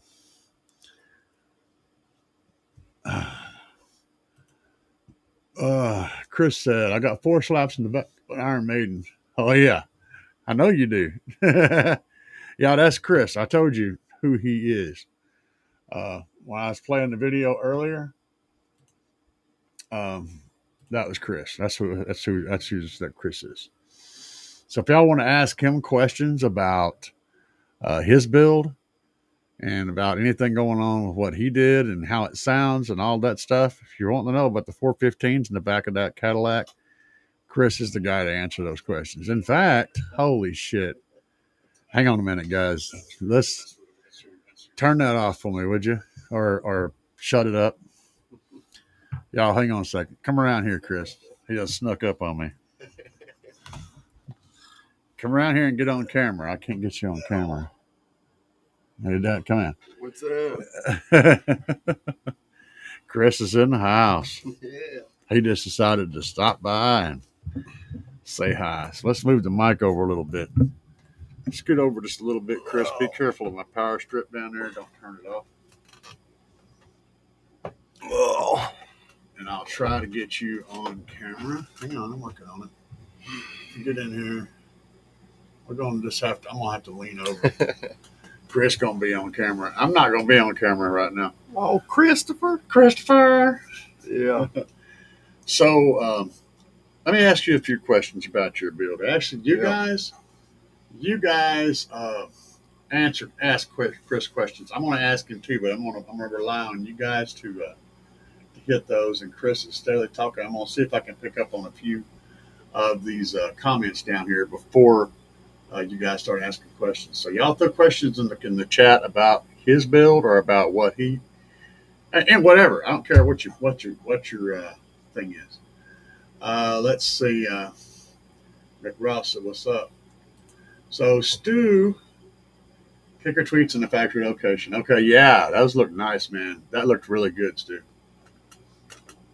The trucks have 2 vents in the back. Yeah, you can do that. Absolutely. It's like closing one door on your house and leaving the other door open, though. Do you actually accomplish anything? You know what I'm saying? Good work. Good evening. OG. Yeah. What's up, man? Alex, nice to see you, man. Joe Player, if you could have any subwoofer, it would be your dream subwoofer. Actually, you know what? Earthquakes. Earthquakes? Yeah. Yeah, it would probably be. It probably would be the Earthquake, not the holes, but the other one. I've always liked the way they look. I mean, they're just a really sick-looking subwoofer. Just look up Earthquake 15, and you'll see a couple of different ones. And I can't think of what it's called right now, but there's one called Holes. That's not the one. It's the other one. It's a slightly less expensive version. My favorite subwoofer ever because it just looks so freaking sick. Mark said, "Hey, Chris." Stu said, "Chris, we've seen the base. What's the rest of the system consist of?" Well, I've got one 5 1/4 DS18 in each door. I think those are 200 RMS. I got DS18 tweeters in the passenger side door. I'm still needing to drill holes and put the rest of my build in my truck. And I don't know if those are Neos or not. I can't remember. But I think those are 3.25, 3 1/4 DS18 tweeters. So, and I'm running a Sundown 1250 on my door speakers. Going to run a Sundown 1250 on the tweeters, and I'm running a Sundown 8000.1 on my subs. He's running the SFB full bridge 1250 for mids and highs, and the SFB 12 or 8000.1 for his subs. It's a really nice, simple setup. We still got to get the other amp hooked up. Right now, he's powering off the head unit because we haven't got that finished yet. But that's coming up very soon. Yeah. Let's see what else we got in here. Joseph said, "How big is your box, Chris? My little cousin's about to get 2 more, needing a starting point going into a Tahoe." Well, it's 12 cubes, wasn't it? Yeah, it's 12 cubic. Well, it was 13 to be an original design, but we cut it down to 12 with all the bracing and some of the 45s in the corners. And then it's got a 10 by 10 port. Yep. That's, how long was that port? Do you remember? 18 inches. 18 inches? Mm-hmm. Yeah. So it's got a 10 by 10, 18-inch port. Hopefully that helps you. That's like, what, 100 cubes? 100 cubic inches? 10 by 10 by, yeah, it's a little more than, yeah. Side, yeah, that's 100 cubes. In diameter. Diameter, yeah. 10 by 10. Tracker said, awesome. Let's see here, Sundown. Yeah, they're good amps, man. Rob Richards said, "Hey, Chris." What's up? You can read the chat up here. What's going up, Rob? Thank you, Cracker. I appreciate it. You know how long I've been waiting to say that? Yeah. You trying to say something, man? Well, no. Are you trying to imply? Well, last time you told me I was some kind of Heinz 57, and I tried to tell you, I've got nothing to do with the mustard, man, but I'm all the ketchup. You know what I'm saying? It's all the ketchup. Man, you know we don't ketchup. We don't like your type around here. Mm-hmm, that's not what I heard. That's not what I heard. Guys, y'all really missing out by not being able to hang out with us. If you want to see me and Chris both in the 8th, this coming up weekend, Saturday, you saw the flyer. I've had it up multiple times. You guys need to be there. You'll be able to experience both these rides and a whole lot more. Yeah. I've got more questions. Have you learned anything from CAE yet? Nah, he don't know nothing. He don't know nothing. Don't know shit. You don't know a damn thing. Don't know a damn thing. I've learned a lot, man. I've learned a lot from several people on the team, incorporated, you know what I mean? But coming over here and just being able to spitball and being able to experiment with things, man, is really what it's all about. I love experimentation. I love breaking things until you can figure out how to make it work right, not always having the answers. And doing it right the first time. It was part of my learning process. And, there's no shortage of knowledge, no matter where you go. Knowledge is always power, just point blank. Hey, look there. We're going to get a little wider. Hey. I'm going to make things happen. I'm doing stuff. You keep talking. You need explodes. Hey, you need explodes. We got one on the wall. Yeah, he took my last one. It's up there on the wall. That wasn't yours. Yep. Trying to claim. He put it in a barrel. Tried to blow it up. And I said, "You can use it as a hold ornament. It's all right." He's like, "No, hang it on the wall. It'll be all right." He's trying to claim ownership, man. I'm telling you, boy, that's what you get, man. Yep. I feed the man pork chops one time. And Yeah. He's trying to claim ownership to that Sony Exploder on the wall up there. Hey, I'm not gonna lie. Look, back in the day, I had one Sony Explode in an enormous sealed box, and that thing hammered the lows. Absolutely hammered. Yeah. Talking. One of my first real builds was a completely Sony Explode build. I had Sony Explode 6x9s and 6.5s in the car, and I had a Sony Explode 4-channel running those, and I had a Sony Explode amp running 2 Sony Explode 12s, all the red stuff. It was all the red ones. 1200s. Yeah. And freaking great sound. I built the boxes way too small. They were tiny little sealed boxes, but they looked really cool the way I built them to follow the body lines on the inside. But I had sacrificed tons of airspace to make that happen. Mm-hmm. So they sounded nice and tight and crisp on most music, but they didn't get the lows. They just didn't have enough airspace to really move, Yeah. But that was one of my first early. It was a really clean build. Most guys for their very first build a completely shitty looking build, but it sounds okay. Mm-hmm. Mine was the opposite. It looked like a pro built it. I mean, it looked straight up like I've been doing it for years, but it didn't sound as good. It didn't have the right characteristics sound wise. So I kind of was the opposite, which of course I'm always the opposite of every damn thing. Well, I didn't hit 180. No, I'm at 153.2. Yeah. And that's on a below the window line box on 8,000 watts. Yep. That's a solid score. This is that sub you was talking about. No, that's the holes. That's not the one? Wait. You sure that's not the one? Yeah, that's it. Let me see it. God damn, that thing's expensive. Yeah, that's the one.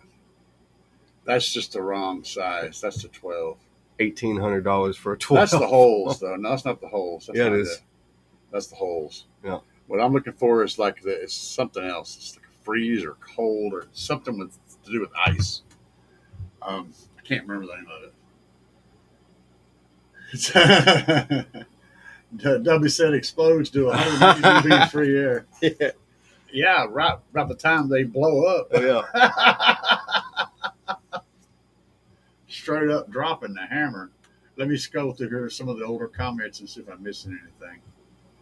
All right, no, I think we're good. We've pretty much got it all on here. We're caught up to the current stuff. How big is the box? We covered that. What radio you're running? Are you planning a processor or DSP? That's to you also. I am running a DSP. I'm running just a cheap aftermarket Pioneer Bluetooth head unit from Walmart. $70. They don't have any sub out or anything like that. But I mean, it puts out, but it doesn't put out like it needs to. I need at least 2 to 4 volts. His head unit is fine for now, but it could use an upgrade. It needs an upgrade. Let me switch my microphone to a double cardioid so it'll pick us both up better. Maybe. Now speak, please. Just talk normal. Just say something. A colored. Yeah. All right, so now we're both on a cardioid. So one of us will be coming out of one speaker and one of us will be coming out of the other speaker. I got the double cardioid turned on my mic. Before it was killing me. I have it set up to block noise, so when I run my microphone, I run it in a cardioid pattern that just focuses right in front of it. So any sound that comes in a room that's away from the microphone tends to get blocked by the fact that the mic is directional. But it's got a double cardioid that allows it to pick up on the left and the right, which is what I'm using right now. Thought I'd explain that to you because you guys are sound people. You should, this kind of stuff is interesting anyway, right? The only trick is I'm on the wrong side. So if you're hearing the audio, you're probably hearing me on the right and him on the left, although he's technically on the right and I'm on the left. So that's going to be confusing for your brain, but confusing your brain is something we spend a lot of money trying to do on a regular basis, huh, Chris? That's right. Yeah. Like first it's, the little sip of beer whenever you're a kid. then it grows and grows into other things. I have no idea what's going on. Yeah, and then when you Yep. finally get past all that, you use large amounts of bass to confuse your brain, and ride roller coasters, and watch movies and magic tricks. All about confusing our brain. It's funny how much effort and time we put into Bass. Yeah. no to confusing our brains. It's love. like we want to experience things that are out of the ordinary. That we spend a lot of time trying to do that. We strive for that. Yeah. So yeah, I'm 2 ohm. He's 4 ohm. 2 ohm and 4 ohm. So you're demented, dude. No, he said who is 4 ohm and who is 2 ohm. Oh, okay. All right, I missed it. Yeah, I'd run 4 ohm. I don't care, man. As long as I got enough power to cover it, I'm good. Let's see. I'm already caught up to that chat, so I'll just work off of that. What head unit? What size head unit does he have? Double or single? Single. Single den. Yep. Yeah, he's got the barn door, essentially a barn door Suburban, but it's a Cadillac. It's a 2000 Cadillac Escalade. Yeah, 2000 Cadillac Escalade. Like I said, it's the barn door. It's the last. It's that model, that year, that. What's the word I'm looking for? I don't even know what the word I'm looking for is. That. Huh? No, that's not the word. It's their casket doors. The barn doors. doors. Yeah, barn doors. Yeah. But that there's a word for a certain, like, when a car changes, right? You know how you have it'll be the same for a while and then it'll change to a different look. Yeah. Can you put that up on the screen there? What is it? What you got? They were wanting to know what I had. Oh, I had it up on. I had it up earlier. Oh, I had the video playing. Okay. Yeah, you weren't watching. No, I was in a meeting. This is when we were in the meeting, but I had the video going, showing the box build. In fact, it's where the hell is it? I don't even know where it is. It's where did it go? It's probably right here. I probably replaced it. It's a little preliminary. video. Yeah, there we go. To get the Yeah, Steve, openness this to is match the up. box we were working on. That's Chris doing his thing. That looks good. I like to use too much glue. I love it. Yeah, glue is good, man. Don't scrape so hard though. Don't move so much. Leave a little bit on there. Yeah, I had to stay There you on go. top of him. One of the things he wanted to do is he'd wipe it too thin. The glue you want to have enough to where it works its way into the surface of the two materials that you're gluing. You want to eliminate any air pockets in there. So you want a complete glue surface to surface contact, but you don't want to wipe that off, or then you wind up with holes and air pockets.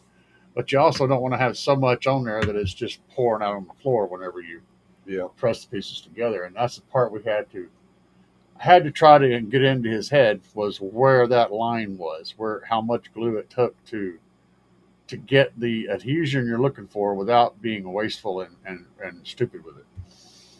And it's kind of a time you want about that much. If you see on the video there, I don't have it pulled up, about where his hand is, where his knuckle is, that's the kind of layer you're looking for. Just, you want it to be thick enough where you can't really see the wood underneath it, but you don't want it to be puddled at all. What's going on over here? CAE. Hold on, I'm gonna have to revert back to this because the chat's moving too quick. Double den conversion. Yeah, I know, and we can do a double den or a den and a half. That's last on the list, but it is something that is on the list. Cracker said, if you can get me an address, I'll reach out. I have a really nice single. And then head units, I think you would enjoy.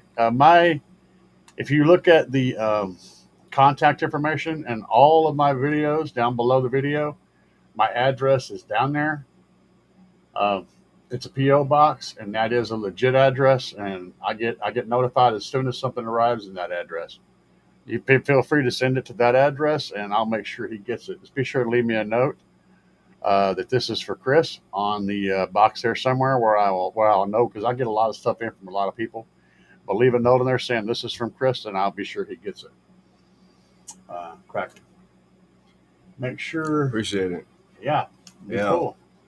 And he's a poor boy, so you know Chris is working his way out of a rough life choices, and he's made some amazing progress in his being as a person.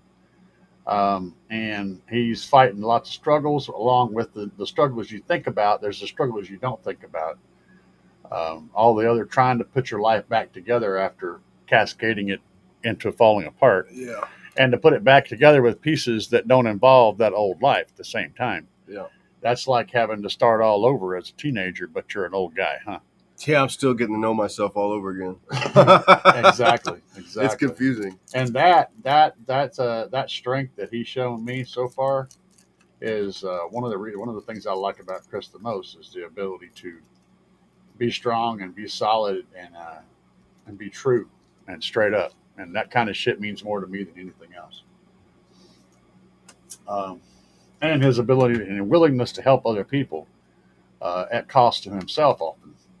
That's another one that stands out. What are you doing? Scanning my temperature? Yep. Well, how hot was I?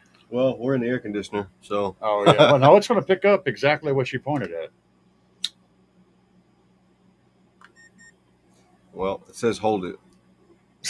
Hold it. Wait a minute. It says access denied. Access denied. You could not perform this. This is an illegal procedure. Yeah. Hey, CAE, question for the pros. If your head unit RCA voltage out is 5 volts and the amp input RCA is only 2 volts, it can. It didn't used to be a problem. That's something that's, if you're running I'm assuming that you're running a tar amps amplifier. And yeah, it can cause it to clip a little before it's supposed to and other stuff. Tar amps are weird, man. They've got this 2 volt thing on lockdown. And I for years, I was running 6 volt, 8 volt, 9 volts to any of my amplifiers. But these days, there's issues with that. So yeah, it can, based on if it's a tar amps, yeah, it can be a problem. Stu's going to jump in here. Oh, let's jump back to bezel in his radio. Yeah, gotcha. Well, we're pretty creative. We can solve problems. Nice. It's nice. Give him some sub control. It'll be back. I'll be back in a minute. Going to get him some model numbers and let him pick out which one he'd rather have if he even wants it. I bet he's listening to you. Yeah, I'm hearing. W said, "Oh, that sucks." I don't know what sucks, W, but I agree with you. It sucks. If W says it sucks, I'll ride with him. Same thing with Stu. If Stu says it sucks, it probably sucks. Rob, you can overdrive the inputs to the amp and cause clipping. Hey, that's what I said, wasn't it? I'll be damned, I actually got that right. No, don't move that. Leave that alone. Quit playing with that. You don't touch that. You're not allowed to touch that. You're making horrendous noises on the thing right now by doing that. I'm not sure what to do with my hands. Well, that's okay. You'll be fine. Okay. Just play with your phone. Just don't play with yourself, okay? Play with your phone. Yeah, it's the phone. The phone. It's square. It's not cylindrical. Let's see here.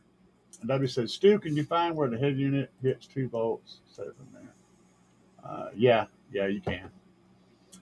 You're on top of that.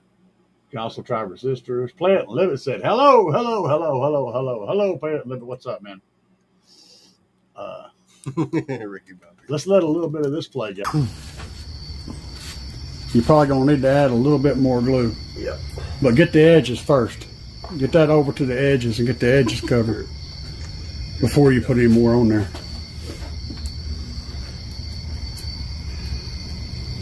There you go. Stop licking the terminals. This is our bottom, or the inside port baffle.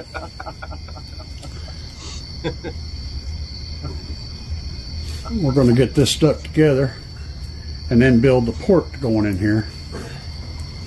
Things seem to kind of line up. We're going to bypass some But of this this. is really nice and smooth. We're So going to go when to we put the, our baffle we're on, going to go to the our really top fun baffle, part. which is where the subs are going to go. So that's why you start in the middle and work your way. It's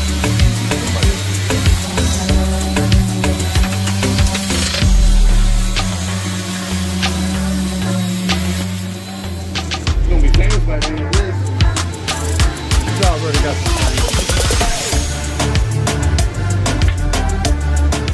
This is the top baffle. We're getting ready to cut it. And the bottom baffle's already been cut, so we're going to cut through the holes. We already had them all centered up, so everything's going to line up. And yeah, that would be the easiest way to do it. What W's saying up there, that'd be the easiest way to do it, is to set your stereo up to where your output is at 2 volts max, to accommodate that damn amplifier and its weird 2 volt maximum kind of thing. So right now we're doing the cutouts on the box, and you notice one of them has got a little piece of something in front of it. That's actually the corner 45. We came into the speaker hole with all of them, and that's the one we put in last. It hasn't been cut out yet.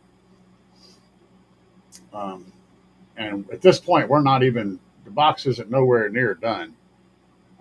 He just can't wait to put subs in there and see what they look like. And we're also testing them. So we have the baffle is not attached yet. That one end is not attached. It's just a couple of screws holding everything together. Just trying to get it all ready, and we're going to pull it apart. You see how we have the corner 45s on the top there, on those two sides? We still got to put them on the other side, but they actually come into the speaker hole. We wanted to make sure we had lots and lots of bracing, and everything was rock solid.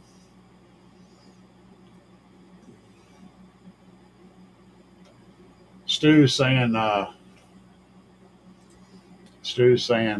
Rob, if your head unit has speaker level controls, turn them down as one easy way of limiting the output. Absolutely. That way you don't have to memorize your volume setting. You can just turn down the levels on it. Or just get a DSP and run it into a DSP. I mean, this one behind me back here is, what, $160, I think? Yeah. And for the B2? B2, yeah. Yeah, that B2 DSP is $160. That would eliminate, that gives you all the controls you need to sort out any problem that you're going to run into. You could use it to reduce your voltage, so that you're not putting too much voltage into your amplifier easily. Let's see what else we got going on here. W said, KPC. I was going to ask Stu, if it's for subwoofer, can you set the subwoofer setting lower on the head unit? Yeah, yep, exactly. That's what we were basically saying. Yeah, that's got to go in there, but it's still got a little left to go, man. We'll get it put together. Oh, okay. All right, cool. So, oh yeah, right here. You already got this? Yeah. And if I'm picking, man, I would probably pick the Kenwood out of those. I like the Kenwood's operating system and their software better than anybody else. Alpine is usually a solid choice too.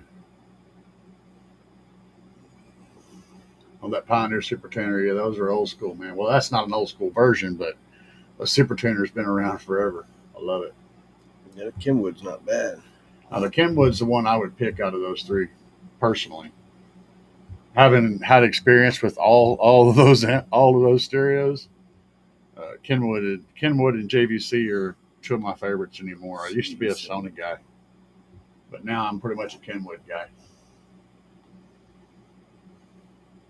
Yeah, that'd be a thing too. The Kenwood's the only one that's Bluetooth, and that's the one I would choose. Yeah. So that kind of locks it in right there. What do you think about it? The Kenwood's got the Bluetooth. Yeah, that's my choice. Yeah, that would be my choice too. Would be the Kenwood. Yeah, he likes the Kenwood, man. I'm just having messed with all of them. I know what I'm looking for specifically, and the Kenwood is going to be his best overall choice. Is that an old Super Tuner? Mm-mm. Alpine? Is that well? That's a newer one, isn't it?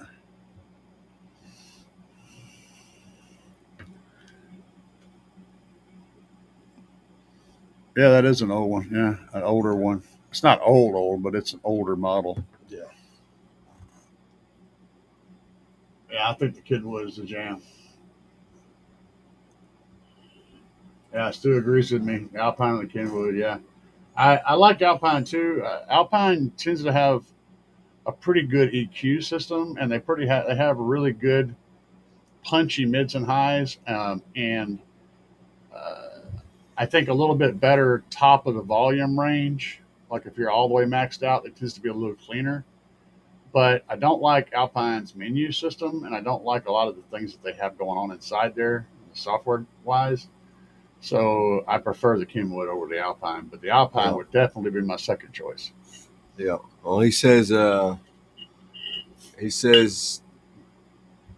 he believes that the Kenwood is only Bluetooth. Well, I only play Bluetooth music. I don't use CDs in 153 decibels. Oh yeah, man. Yeah, CDs ain't gonna work. No. CDs nuts.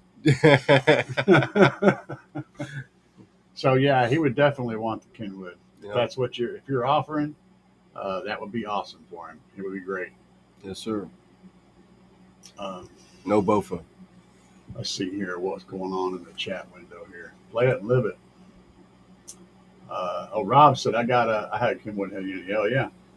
I got one up in the closet over there actually, but it's missing a harness, or it's out in the shed actually. I have to LOL to the amount of times I have taken out my batteries for wire upgrade. The DSP. Let me go back and move. Okay. Taking out my battery for wire upgrade. The DSP saved me a lot of time and headache, and the head unit is a plus too. Volume and never change. Yeah, like I said, the DSP is a tool. Oh yeah, here we are trying to put this thing in. And y'all recognize this.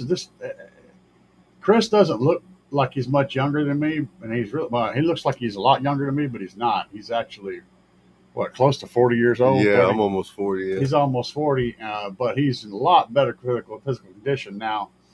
On the other hand, Old Josh. Joshy over there has got some serious physical problems, and he's struggling to do his half of the work. But Chris was being nice. He was like trying to offer him lifting tips and stuff, which was great. Chris was being nice. I was picking on him a little bit. Chris was being really nice to him. That's a testament to Chris's personality. He loves to horse around and play and tease, but his nice bone overwhelms that most of the time. So he's even going to give him the easy side. I even gave the easy side. Yeah.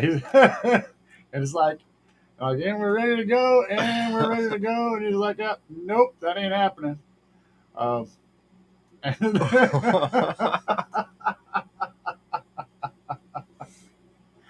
It was good times, man. It's like, hold on, I got to take my shirt off. We'd all been at it for like 2 days straight. Yeah, Chris straight up goes to strip tease. Instant strip tease, man. He's like, I got to show my muscles, man. I'll be stronger if I'm showing my muscles. Yeah. The bigger I look, the bigger I am. The bigger I look, the stronger I get. Here, let me grab the heavy side. Thank you, Cracker. I appreciate it, man. Yeah. I really do. Did he say he sent it? That's a push-up. Oh, yeah. Sweet, dude. That's a push-up. Sweet. Debbie said, here, let me grab the heavy. Stu said, let me grab the heavy side. Well, it's the side by the pole. You can't really. Now, he's wanting to move it, and I'm like, no, get the hell out of the way, man. And just let this old man show y'all how this works. I should have took Josh's side, or really should have, but I figured he would be okay if I grabbed, the middle of the thing. But that didn't happen. That's not how it worked. He still struggled. I had to yell at him. See, he about lost it. Yeah. I should have grabbed his side. I'm like, nope, pick it up. Come on, man. I yelled at him. I said, get that thing up in there. And then we got it stuck in here, and I'm like, y'all get out of my way. Watch this. Yeah, let the young man do his work. I had to zoom in because my ass crack came out whenever I did this. Yeah.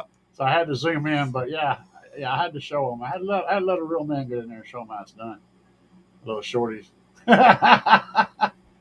I don't even realize how tall I am until I'm around. I see myself on camera against other people, and I'm kind Oh of yeah. tall. Oh no, I'm just short. Well, you're short, yeah, but Oh, yeah. I mean, yeah. What'd that weigh all together? Subs were 240 pounds. The box was another, what, 300? It was a good 600 pounds, probably.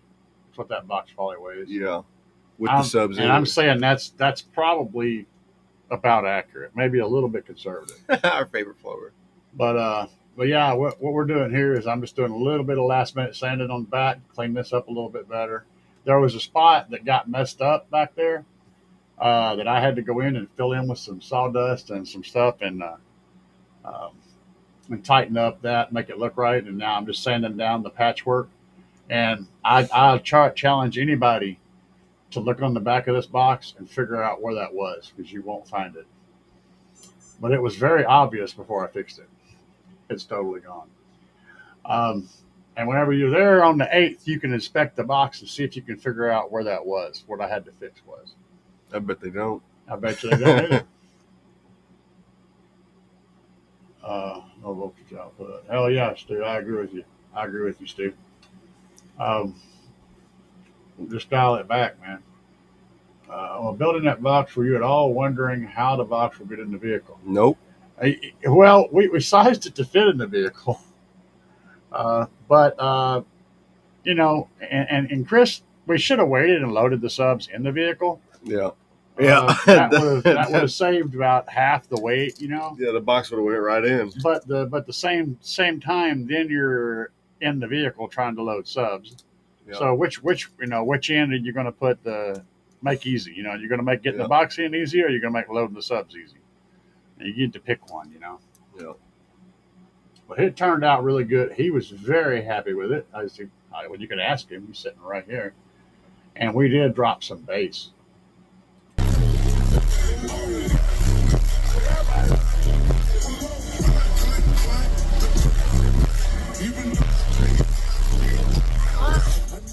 All right.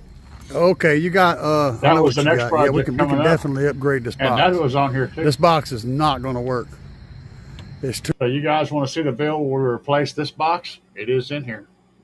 All you do is look for it. It's on my channel. So what do you guys think about everything? Y'all enjoy meeting Chris tonight? I'm going to wait for some comments. Being patient. Waiting for comments. Questions. Yep, time's running out. It's about skin 30 here. Time's running out. Y'all need to speak up. If not, we're going to be getting the duck out of here.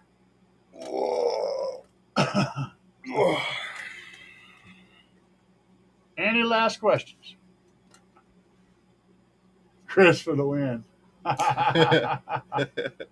Hey, Stu, thank you. Thank you, brother. You're a hoot, but you should also run Explodes. Hey, if I'm going to run Explodes, I better be running like 10 of them. Yeah, you're going to have to run some serious numbers. Yeah. Oh, yeah. He could probably send some. Cracker said, my better half is trying to find the address to mail to Kimberly with no luck. Give me just a second, and I'll pull it up for you. I'll put it in the chat. Just bear with me a second. Sometimes life can be confusing, and I'm usually in the middle of it.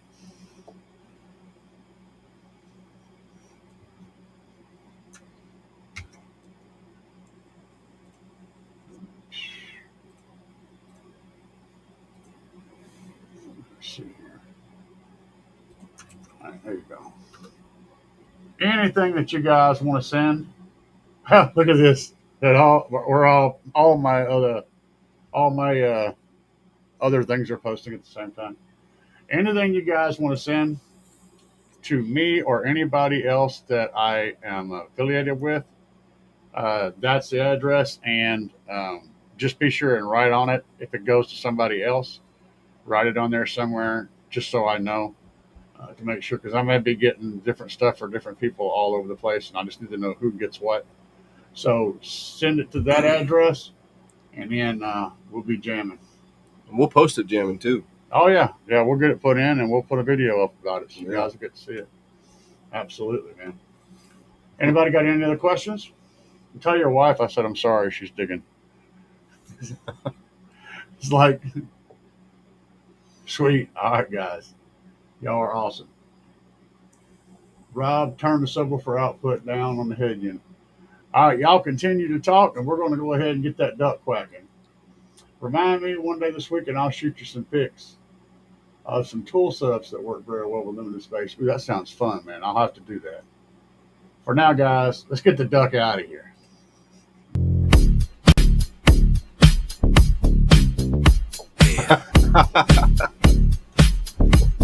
We're quacking, baby. Yeah. That's your first time seeing the duck? No.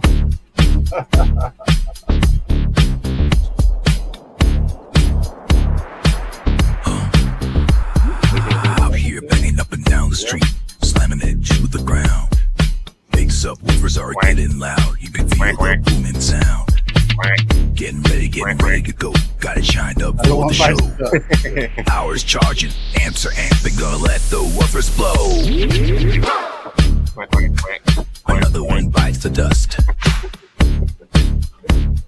Another one bites the dust. And another one goes, and another one goes, and another one bites the dust. We got more at home. Another one bites the dust.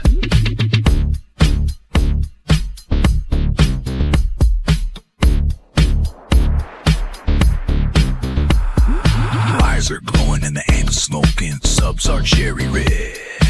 Let me keep jamming, gotta keep the bass slamming. Gonna go hard till they're dead. Full power, gotta let it go. 20 hertz in the floating air. Sparks are flying, voice coils are flying, and the smoke is in the air. Another one bites the dust. Another one bites the dust. And another one goes, and another one goes, and another one bites the dust. Hey, we got more at home. Another one bites the dust. Got it. Got it. Spoon.